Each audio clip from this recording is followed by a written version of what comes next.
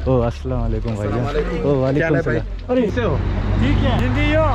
माशाअल्लाह। नहीं हिंदुस्तान बॉम्बे। नहीं आप लोग हो ना। अफगानिस्तान और इंडिया के ताल्लुकात बड़े बेहतरीन है। वो एक दूसरे को कहते हैं कि हम ऐसे जैसे भाई होते हैं सगे। आज भी एड जा रही है इंडिया की तरफ से अफगानियों को, और अफगानी वहाँ पर बड़े खुश होते हैं। इंडिया पाकिस्तान के बारे में जानते हैं कुछ? मैं पाकिस्तान गया हूँ। पाकिस्तान गए हो, कैसा लगा वहाँ? कोई अच्छा नहीं लगता उधर। हैं और अफगानियों ने ये कहा है कि India is our best friend. As a Pakistani क्या कहेंगे कि अफगानी पाकिस्तान को छोड़कर इंडिया को अपना बेस्ट फ्रेंड क्यों कह रहे हैं? আফগানিস্তানে হিন্দু ধর্মের ইতিহাস অত্যন্ত প্রাচীন এবং সমৃদ্ধ, যার শিকড় গিয়ে মিশেছে ভারতীয় উপমহাদেশের হাজার বছরের সাংস্কৃতিক এবং ধর্মীয় ইতিহাসে। আজ যে আফগানিস্তান আমরা দেখি তার প্রাচীন নাম ছিল গান্ধার, যা মহাভারতের সময়কাল থেকেই ভারতের এক গুরুত্বপূর্ণ অংশ ছিল।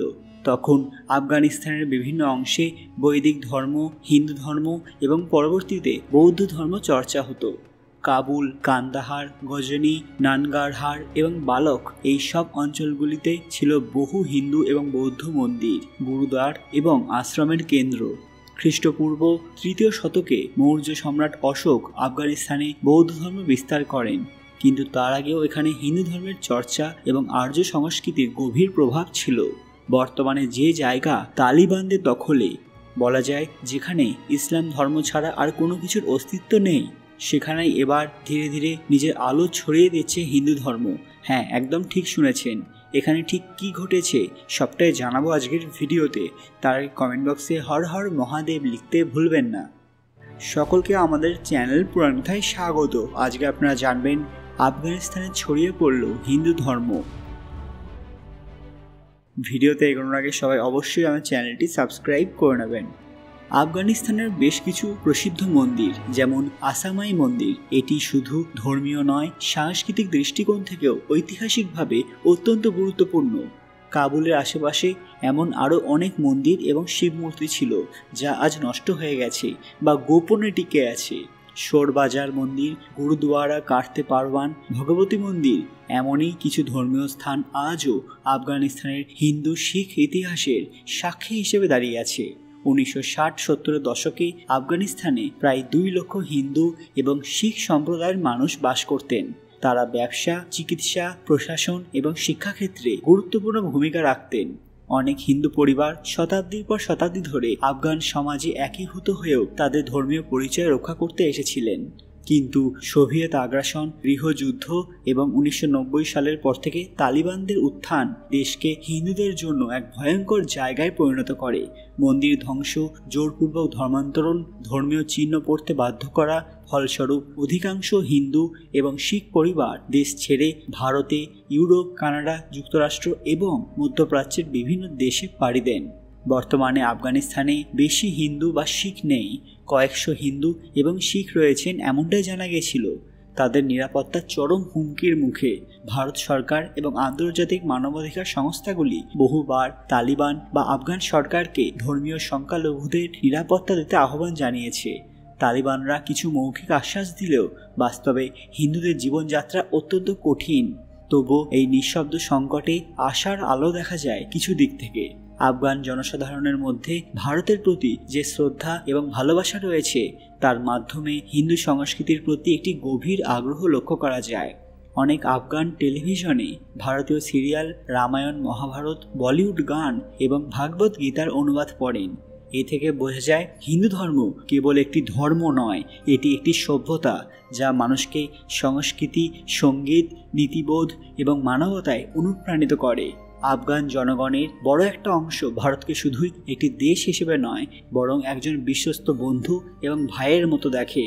দীর্ঘদিন ধরেই ইন্ডিয়া আফগানিস্তান ভাই ভাই এই ভাবনাটি সাধারণ মানুষের হৃদয়ে গেঁথে আছে। বিশেষ করে সেই সময় থেকে যখন ভারত আফগানিস্তানের পুনর্গঠনে বিনা স্বার্থে সাহায্য করেছে। স্কুল, হাসপাতাল, বাঁধ, রাস্তাঘাট এবং সংসদ ভবনের মতো অবকাঠামো গড়ে তুলেছে।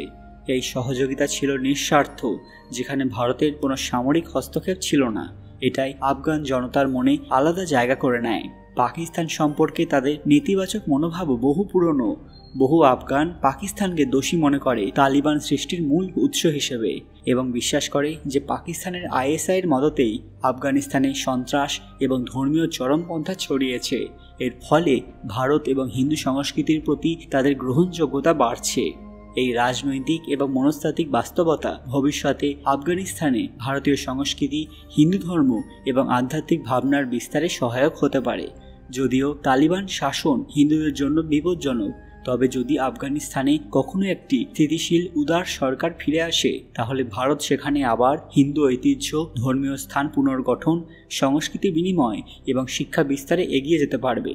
এছাড়াও আফগান তরুণ প্রজন্মের মধ্যে ভারতীয় সিনেমা, সঙ্গীত, যোগ, আয়ুর্বেদ এবং গীতা পড়ার আগ্রহ বেড়েই চলেছে। অনেক আফগান পরিবার ভারতীয় বিশ্ববিদ্যালয়ে পড়তে চায় বা ভারতের ধর্মীয় আশ্রমে গিয়ে শিক্ষা নিতে চায়। এই আগ্রহই একদিন নতুন করে হিন্দু সংস্কৃতিকে আফগানিস্তানে শক্ত ভিত গড়ে তোলার সুযোগ করে দিতে পারে।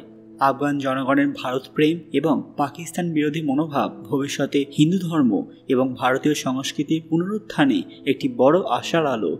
শুধু নিরাপত্তা পরিস্থিতি এবং সঠিক আন্তর্জাতিক সহায়তা থাকলেই এই প্রাচীন সম্পর্ক আবার জীবন্ত হয়ে উঠতে পারে।